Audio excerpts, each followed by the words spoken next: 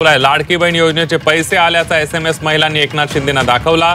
संभाजीनगरमधील सभेत शिंदे यांचं भाषण सुरू होतं आणि भाषण करत असतानाच लाभार्थी महिलांच्या खात्यात लाडकी बहीण योजनेची रक्कम जमा झाल्याचा SMS आला। तो त्यांनी शिंदेंना दाखवला। आलाय ओके ओके चला, खात्यामध्ये पडणारे पैसे कधी बंद होणार नाही। लाडक्या बहिणींची दिवाळी दणक्यात साजरी होणार, कारण की आत्ताच 5 मिनिटांपूर्वी एकनाथ शिंदे साहेबांनी स्वतः सांगितलं आहे की लाडक्या बहिणींना भाऊबीजेची ओवाळणी 5,500 रुपये खात्यात येणे सुरू होणार। खरंच हा बहिणींसाठी सर्वात मोठा आनंदाचा क्षण आहे, कारण की आज उद्या आणि परवा येणाऱ्या 3 दिवसामध्ये लाडक्या बहिणींच्या खात्यात भाऊबीजेची ओवाळणी 5,000 रुपये जमा होणार आहे। वितरणाची सगळी तयारी सरकारने पूर्ण केली असून स्वतः अधिकृतपणे एकनाथ शिंदे साहेबांनी ही माहिती दिलेली आहे। त्यांनी आताच बटन दाबून डीबीटीची प्रक्रिया खरोखर सुरू केलेली आहे। पण हा जो दिवाळीचा बोनस आहे किंवा ही जी भाऊबीजेची ओवाळणी आहे, जी सर्व बहिणींना सारखी मिळणार नाही। आता काही बहिणींना फक्त 1,500 रुपये जमा होतील, तर काही बहिणींना फक्त 3,000 जमा होतील, तर काही अशा भाग्यवान बहिणी आहेत तर त्यांना 5,500 रुपये जमा होणार आहेत। सरकारने सर्व बहिणींना ओवाळणी सगळ्या परिस्थितीत सारखी टाकलेली नाही किंवा सगळी रक्कम सगळ्यांना सारखी मिळणार नाही असं सांगितलं आहे।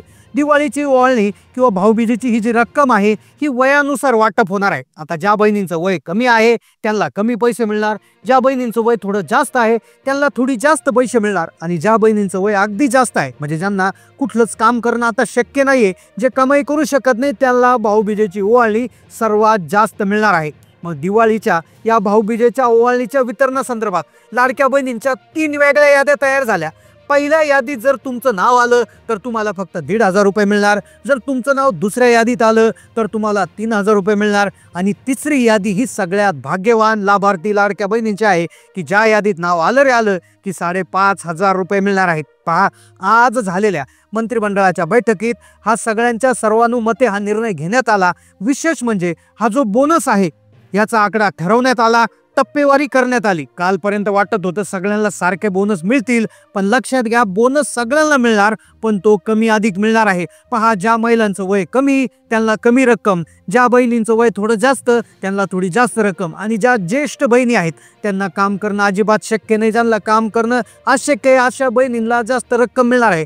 हा निर्णय सरकारनं खूप विचारपूर्वक घेतलाय, जेणेकरून खऱ्या अर्थानं ज्यांना गरज आहे त्यांना जास्त लाभ मिळेल, ज्यांना कमी गरज आहे त्यांना कमी लाभ मिळणार। एकनाथ शिंदे साहेबांनी पत्रकारांशी बोलताना सांगितलं, आज उद्या आणि परवा रोज 12 जिल्हे म्हणजे आज 12, उद्या 12, परवा 12 असे 36 जिल्ह्यामध्ये वितरण होणार आहे। मग आजचे 12 जिल्हे कोणते, आजचे कोणत्या 12 जिल्ह्यामध्ये लाडक्या बहिणींना बोनस जमा होणार आहे, कोणत्या बहिणींना 1,500 मिळणार, कोणत्या बहिणींना 3,000 मिळणार, कोणत्या बहिणीला 5,500 रुपये मिळणार, याची सगळी सविस्तर माहिती तुम्हाला व्हिडिओमधून देणार आहे। जर तुम्हाला हा भाऊबीजेचा बोनस किंवा भाऊबीजेची भेट तुम्हाला आवश्यक असेल तर नेमका हा व्हिडिओ तुम्ही लक्षपूर्वक पाहायचा, कारण की व्हिडिओमध्ये तुम्हाला हा दिवाळी बोनस जास्तीत जास्त मिळवण्यासाठी तुम्ही नेमकं काय करायचं हे तुम्हाला व्हिडिओमध्ये सांगणार आहे।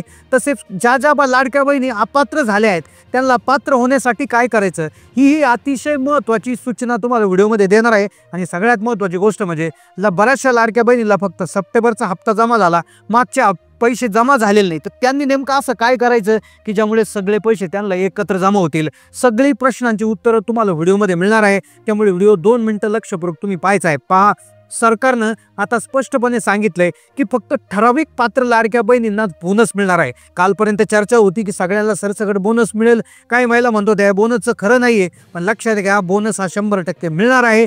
आणि तो मिळत असताना 3 वर्गवारी किंवा 3 साधारणपणे महिलांचे प्रकार पाडण्यात आले। पहिल्या प्रकारातील महिलांना 1,500, दुसरा प्रकार असा महिलांचा एक त्यांना 30,000, आणि तिसरा प्रकार त्यांना 5,500 रुपये। मग त्यामुळेच आज उद्या आणि परवा येणाऱ्या 3 दिवसामध्ये प्रत्येक महिलेला वेगवेगळ्या पद्धतीने हा बोनस वाटला जाणार आहे। मग पहिल्या दिवशी कोणते 12 जिल्हे घेतलेत, दुसऱ्या दिवशी कोणते 12 जिल्हे, तिसऱ्या दिवशी कोणते 12 जिल्हे, सगळं सविस्तर तुम्हाला सांगतोय।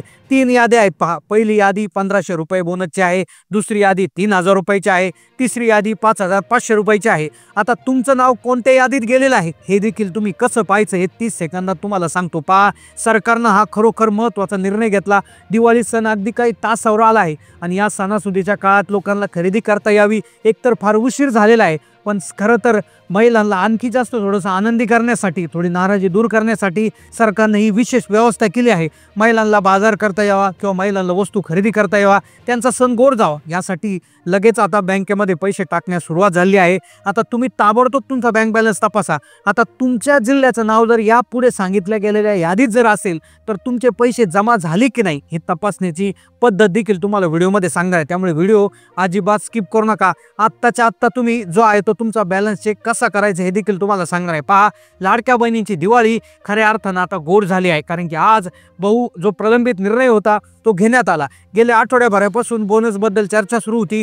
बऱ्याच दिवसापासून लाडक्या बहिणींचे हप्ते बंद झाले होते, म्हणजे जून, जुलै, ऑगस्टचे हप्ते बहिणीला आलेच नव्हते. पण अचानक सप्टेंबरचा हप्ता आला आणि बहिणींमध्ये एक प्रकारची आशा निर्माण झाली. बहिणींमध्ये एक आनंदाची लाट तयार झाली आणि मग हाच आनंद टिकवण्यासाठी सरकारनं ठरवले की आता या आनंद दुप्पट करायचा आणि लाडक्या बहिणींना बोनस द्यायचा. पण बोनस देत असताना 3 प्रकारे द्यायचा आहे. बहिणींचे 3 प्रकार केले, त्याच्या 3 वेगळ्या याद्या केल्या आहेत. पहिल्या यादीतील महिलांना 1,500, दुसऱ्या यादीतील महिलांना 3,000 आणि तिसऱ्या यादीतील महिलांना 5,500 रुपये. तर मग तुमचं नाव कोणत्या यादीत गेलंय लक्षपूर्वक पाहायचं आहे. पहा, आता कालपर्यंत असा विषय सुरू होता की बोनस न देता आपण काय करूयात, फक्त ऑक्टोबरचे पैसे देऊयात. पण लक्षात घ्या, मागच्या वर्षी जर तुम्ही बघितलं असेल तर लाडक्या बहिणींच्या खात्यात मागच्या वर्षी दिवाळी जवळपास ऑक्टोबरमध्येच होती. तर ऑक्टोबरमध्ये तुम्ही बघितलं असेल तर लाडक्या बहिणीला तब्बल 4,500 रुपये, तर काही बहिणीला 3,000 रुपये जमा झाले होते.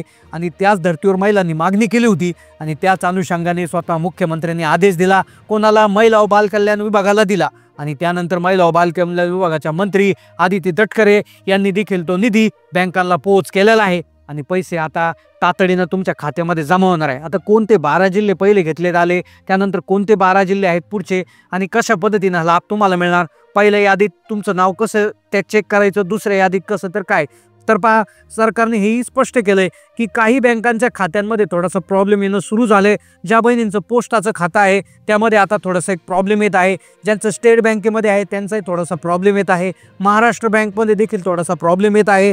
तर तुम्ही आता लक्षपूर्वक हा व्हिडिओ पाहायचा आहे, अन्यथा काय होईल, बाकीच्या महिलांना पैसे जमा होतील आणि तुम्हाला होणार नाही. त्यामुळे लक्षपूर्वक पाहायचं. आता यासाठी पहिली अट अशी ठेवण्यात आली आहे की तुमच्याकडे पिवळं किंवा केस रेशन कार्ड असणं आवश्यक आहे. आता पहा, बोनस जर मिळवायचा असेल तर तुमचं रेशन कार्ड चेक करा. पिवळं आणि केशरी रेशन कार्ड का गरजेचं आहे, कारण की पिवळं रेशन कार्ड तुमच्या घरात आहे याचा अर्थ तुमच्या संपूर्ण घराचं जे उत्पन्न आहे ते 2.5 लाखाच्या आत आहे असा त्याचा अर्थ होत असतो.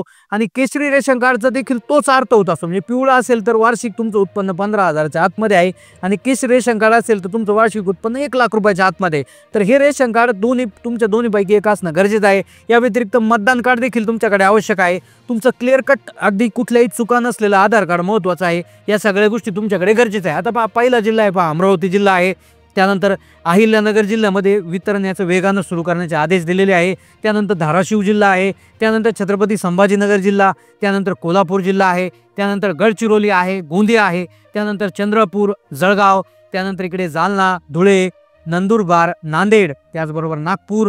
तर या जिल्ह्यांमध्ये पैशांचं वितरण होणार आहे.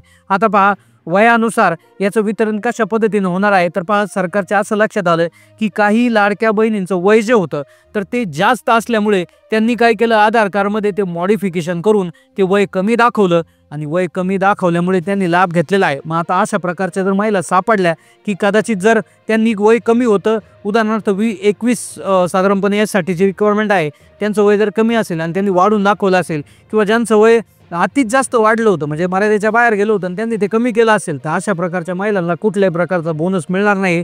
तसेच ज्या महिलांचं वय आता 65हून पुढे गेलेलं आहे तर त्यांचे देखील लाभ आता बंद होणार आहे. तर सगळे अगदी व्यवस्थितपणे चेकिंग करून सगळ्या निकष बाबी अटीनुसार हे पैशांचं वितरण होणार आहे. त्याचबरोबर ते पाहिलं जाईल की तुमच्या घरामध्ये 2.5 लाखाच्या आतमध्ये उत्पन्न आहे का, तुमच्या घरात कोणी टॅक्स भरतो का, तुमच्या घरामध्ये 4चाकी वाहन आहे का, तुम्ही दुसऱ्या कुठल्या योजनेचा लाभ घेतायत का, सगळ्या गोष्टी क्लिअर कट चेक केल्या जाणार आहे. आणि सगळ्यात महत्त्वाची गोष्ट म्हणजे हा जो बोनस आहे किंवा ही जी ओवाळणी आहे तर ही अशा बहिणींना कदाचित मिळू शकते की ज्यांचे आत्तापर्यंत सगळे हप्ते जमा झालेत. म्हणजे जानेवारी मागच्या वर्षीचा पहिला हप्ता सुरू झाला तर जूनमध्ये, तर जून ते आत्ताचा सप्टेंबर असे टोटल 15 हप्ते आजपर्यंत झालेले आहे.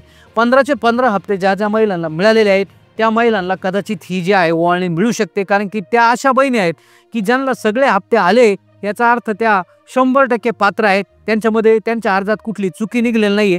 पण ज्या ज्या बहिणींना मागचे बंद झाले होते, अचानक सप्टेंबरचा आला, त्यांना थोडे वेळ बरं वाटलं. पण लक्षात घ्या, हा जो हप्ता आहे असं बऱ्याच वेळा विरोधकाकडून घोषणा एक प्रकारे टीका करण्यात येते की आता मतदान आहे आणि मतदानामुळे हा हप्ता टाकला गेलाय.